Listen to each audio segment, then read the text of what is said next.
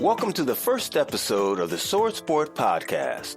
I'm your host, Don Anthony, and I'm excited to launch the podcast this year as part of the Swordsport.tv offerings. We strive at Swordsport.tv to produce content that helps to grow the sport of fencing internationally. We are looking forward to making the sport of fencing more accessible to our audience and to give some insight into the sport that is of interest to its fans.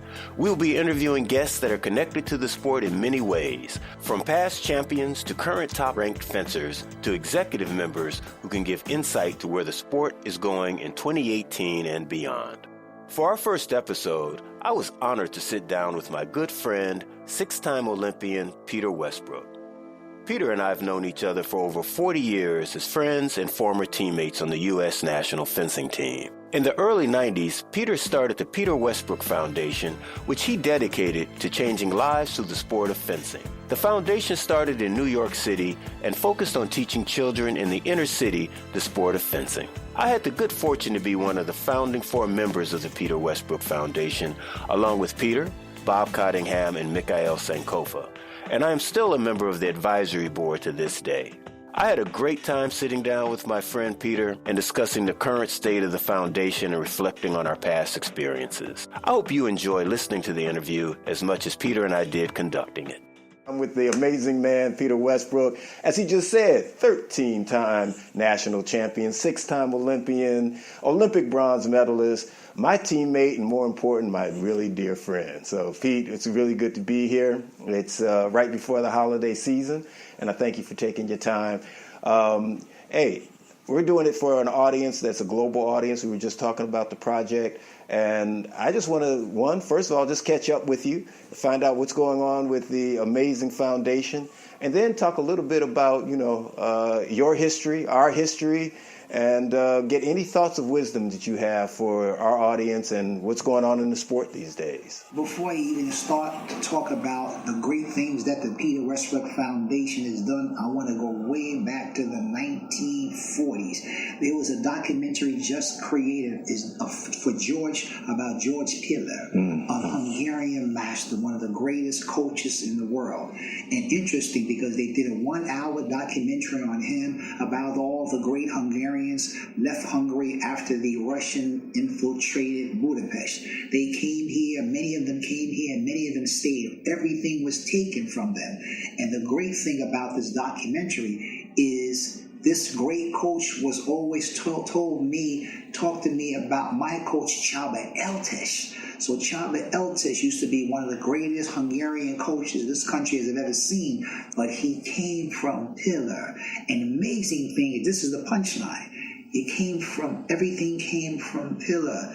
All the great Olympians, Olympic gold medalists, and he taught my coach. My coach taught me, and then I started the Peter Westbrook Foundation. So we are actually a legacy of the Hungarian dynasty, from Pillar to Csaba to Peter, and now the foundation. We are a Hungarian arm of the old Hungarian Empire. So we can tell you what the foundation does now and what we do, but we are an offspring of the Hungarian dynasty, from George Pillar, from Csaba Eltes, to now Peter Westbrook, and now the Peter Westbrook Foundation. Amazing. Absolutely amazing. And, when we competed, I would just say we always looked at going to Hungary is like going to the motherland when it comes to saber fencing. Yes. It was the place where, we would, that's where the best of the best, that's where the technique came from. Right. They had that thing between, the Italians and, the Hungarians. Correct. And, it was like they exchanged, concepts, and they built saber fencing to really what it is today. Just as you said, it was the Hungarians and the Italians, the best saber fencers in the world.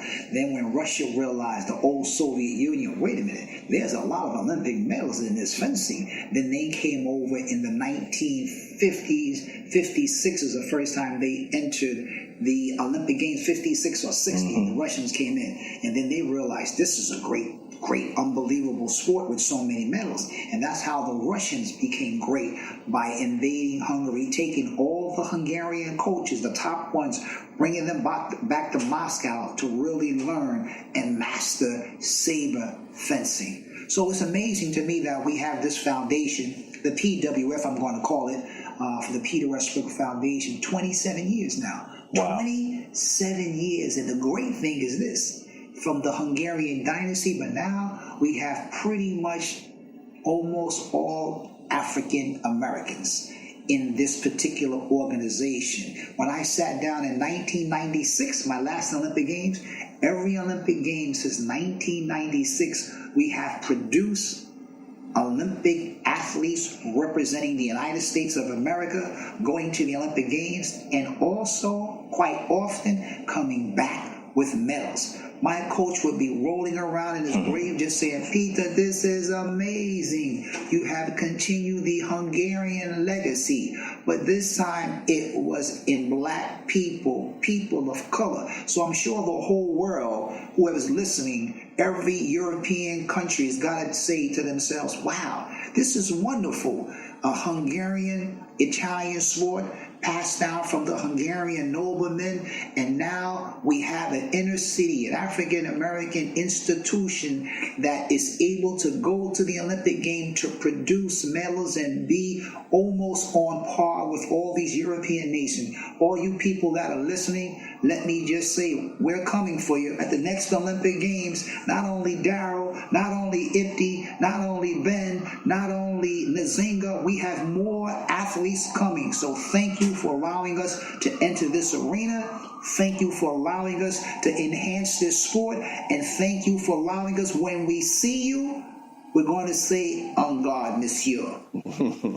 As we say, you know, we're all like now the black Magyars, you know, the Magyarosa, coming from that Hungarian root. So, Right. And, you know, it's just so funny, man. You know, you say it's 27 years, and it seems like, you know, I mean, literally yesterday when we were having these conversations in your apartment down in the village, and then going to NYU for the first class where we were like, I don't know if this is a good idea because there were only 6 kids there. And then the next week, I think we came up to the Fencers Club the next week. Yes. And it was like 100 kids. Amazing.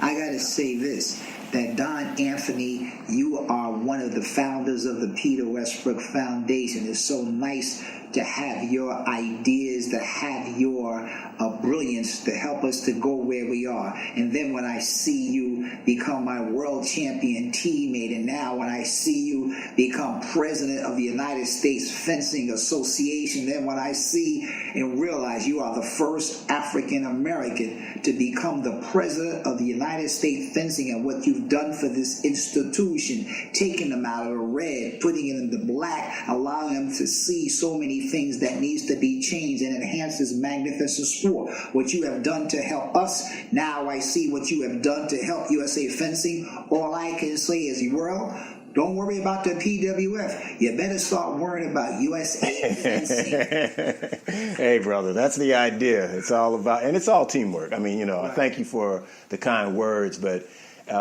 it's really the people who are already in our sport and just working with people to allow their talents to come through. Same way that you coach, right. The same way you work with, you know, your organization.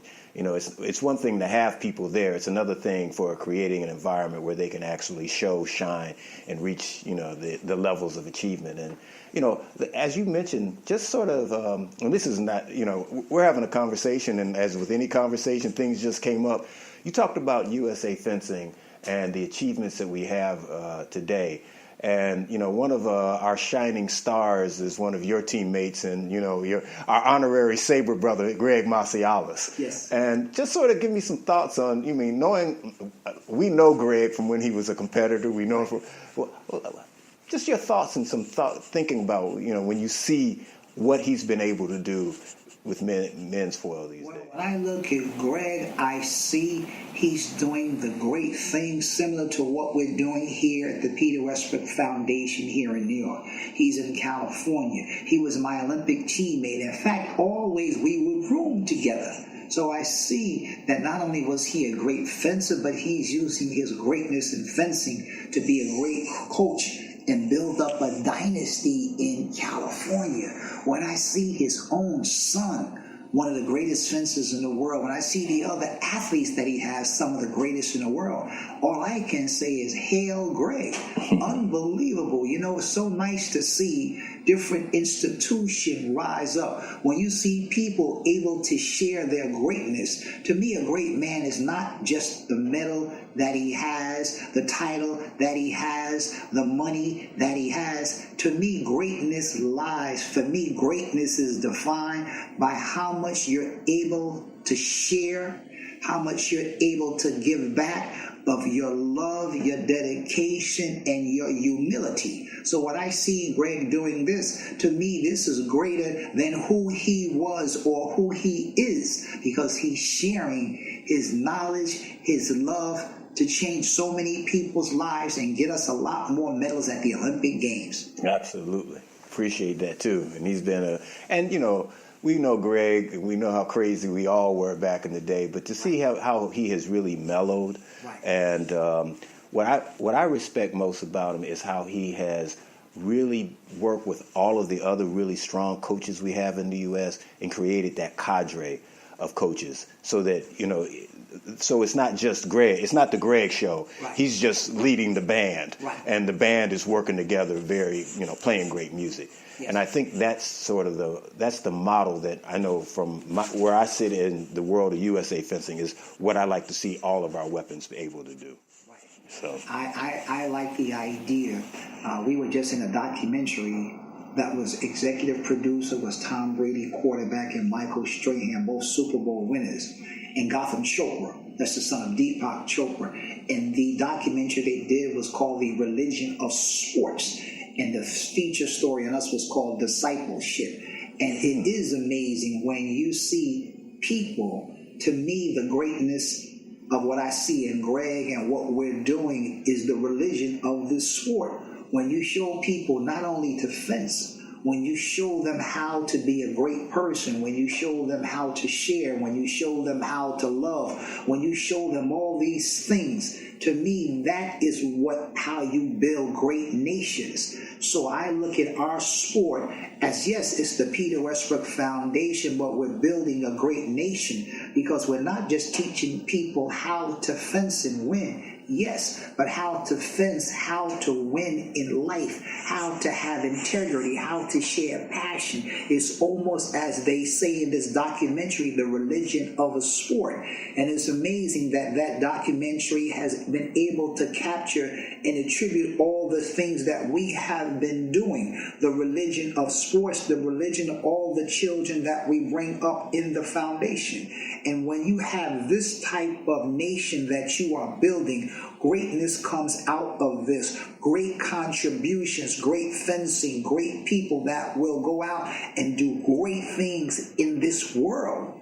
That is what we are doing, creating people that will do great things, not in fencing, in life, in children, in sharing, in corporation, building great people. So to me, I am just so honored to be a part of all these young people's lives and all these people in my life. And then when I see the international feel of all the great things that they have built over centuries and I'm able to contribute not as much as they have been because they've been around much longer, but when we're able to contribute just a small percentage, we are all internationally, all globally part of this huge contribution, which is called in this documentary The Religion of Sports. That's a great name, and it is like that. So once again, I'm Don Anthony. I'm hosting with my great friend Peter Westbrook, Swordsport Podcast. You talked about what the documentary. I want to just go back to what are the things in your very stellar career over a very long period of time, because you fenced a lot of years. I mean, it's a lot of years. 6 Olympics, that's a 24-year period of being on the top. What are the most high points that you feel prepared you, or the experiences that prepared you to be where you are today and to be able to give back what you've been able to give back? To make 6 Olympic teams, I have to say that I've learned how to have dedication and passion. How to have dedication, commitment, and passion. You have to have that, obviously, to make Olympic teams. And then you have to have so much love, because love is the only thing that can sustain you for over 24 years on that level. It's not the medals anymore. It's not the competition anymore. It's the love of what you do. So that dedication, commitment, and love that I have for the sport, now I can bring that to where I am today and understand that in myself, and I can teach that to the children. The dedication, the love, the commitment, those ingredients has allowed me to build this organization. We are most different than most people, and that is this. The difference between us and different nations and different other institutions is the love that we give to the children goes beyond most organizations, most countries. The love, the intimacy that we get into their lives, in their personal lives, in their marriage, in their home, in helping them with jobs, and helping them with the pitfalls and the vicissitudes of life. Those things that we put in the organization makes us, I hate to say it, sometimes even a little more, I don't know if the word is superior, but makes us just more rise a little higher. When you have that kind of love for people and they feel the depth of that kind of love, there's almost nothing that they won't do for you.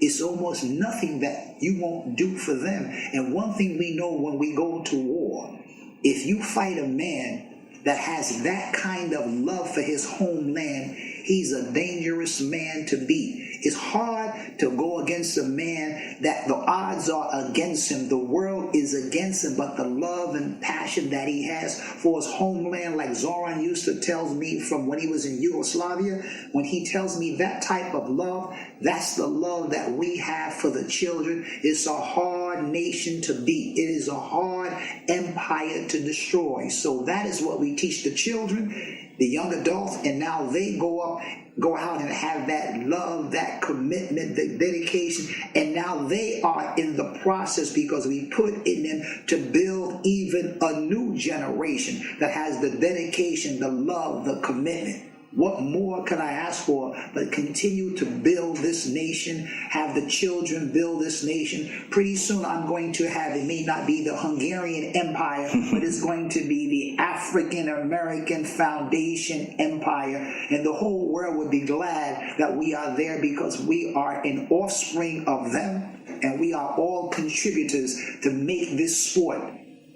The love, the passion, the commitment, and when you, Don Anthony, I'm hoping to come out with something, I don't know what it's going to be, but something that the whole world can see what a beautiful sport this is, the love, commitment, how different this is from any other sport. That's why I want you to be able to show the world, and I know with your brilliance, with a Princeton grad, a Wharton grad, you're going to be able to do this, get funders, get donors, break all kind of racial barriers, break all kind of economic barriers to build this great nation. And I know you can do it because you did it with the foundation. Thank you, brother. I really appreciate that. So we're going to be wrapping up, but before we go, I got just one last thing I want to talk to you about. You just mentioned, when we started, and, I'll share just a short period of our story. I knew you, first time I met you was 76. When you were trying out for your first Olympic team. I was at Princeton, freshman, and you were we got to judge the trials. I'd always been following you, so it was sort of, for me, it was like, wow, I get to see one of my heroes in action. And then, went through college, fenced with you a little bit. You gave me some pointers, tried to get me to think right, and I appreciate that forever. As you said, I can learn something, or you could just continue to beat me. And I decided to learn and made a difference. But it was the most important part where I think we really became, the dear friends, was when we were both working in New York, both working on 42nd Street. You were 5th, I was at 3rd. And you said, look, man, it's lonely in this sport right now, because it was like there was no diversity. And, that invitation for me to come back is what made it possible for me to have a very, satisfying career in fencing. But the landscape today is so much different. A big part of it, from a diversity standpoint, is what the foundation was able to do. And I don't know if people realize it, but a big part of that was your masterful salesmanship of the concept, the idea to bring in the resources. So, as they say with the FIE, fencing is expensive. And a big part of what we couldn't do was compete unless you had somebody paying the freight for all the travel, et cetera. And you created an environment where those who had talent, aspirations, and the passion would be able to get the access and get to the podium. So you've shown that works. That's a replicable model. I think more people, and I want to see how we can do that, because it's not like we have to reinvent the wheel. You've done that. Where do you see the sport of fencing going now? Now that we have the diversity, we have the folks from around the world. I remember when we fenced, if we got a Chinese or a Korean in our pool, we were like, yay! And now it's like, not necessarily, with the Koreans being the number one saber team in the world right now. Where do you see the sport in general? Both, you can speak on, where you see our weapons, all the weapons, and where the sport, what's the future look like? Give me your prognosis and what your vision is. I like where we came from, where we are, and where we are going. In this sport, we're having much more diversity, as you said, that we brought to this particular sport, but we're having more global diversity, where now it's not just the typical five, the Italians, the French, the Russian, the Hungarians. Now we have more diversity. So to speak, it's more diversity. Who would even think of Koreans being the top, Japanese being the top, Chinese being the top, people from different Arabic countries being the top? Right. So if you think about it, there's more diversity, not only what we have brought in this nation, but more diversity around the whole. There's more of a global diversity. What I'd like to see is what we're doing now. We bring so much diversity to the sport, but we bring so much love.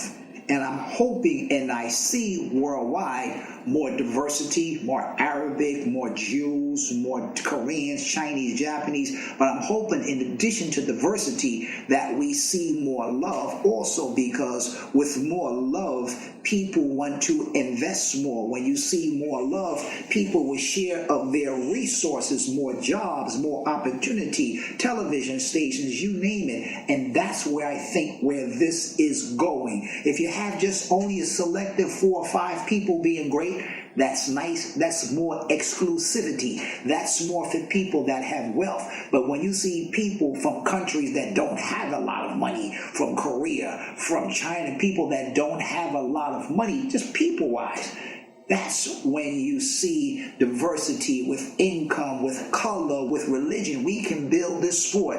Not only what I'm doing here with the Peter Westbrook Foundation, the same concept as you described, where people want to invest. The reason people want to invest with us, because they see the love, they see the impact, they see the diversity. When they see the love, the impact of the diversity over the whole world, it's nothing but more people contributing, more ideas, more money, more resources. This is what I want to see. This is what I am doing. This is what I see happening around the world. So I'm expecting you, Don Anthony, with your Princeton Wharton grad, to understand the diversity and the magnitude of what we have and what we need. The diversity is coming. The diversity is there, but more love, because it comes back more commitment, more resources, more building together. So once again, I'm going to wrap this up. I'm going to give my wonderful brother, guest, Peter Westbrook, the last word. Anything you want to add? Any last thoughts? Closing. I just want to say it is a blessing that God has put his hand in favor upon me, to who I am. But even greater than that, what we have done with the children of the Peter Westbrook Foundation. And I am so glad that I see God's favor over the whole world to bring more diversity and able to allow us to share and build this world to better than what it is right now. That is my dream, and that is my hope, and that is the vision that I see. Thank you, Mr. Peter Westbrook. El Lobo, The wolf. He was a wolf when he fenced. I'm Don Anthony. This is Swordsport Podcast. My guest, Peter Westbrook, my dear friend. Thank you so much. Appreciate it. Thank you for listening to this edition of the Swordsport Podcast. The Swordsport Podcast is a production of Swordsport.tv and is produced and engineered by myself, Don Anthony, and Rick Lotzenheiser. We would like to give a special thank you to the King Arts Complex and their CEO, Demetrius Neely, for providing us a great space to work from in Columbus, Ohio. To subscribe to the Swordsport Podcast, check us out on iTunes, Stitcher, SoundCloud, and YouTube.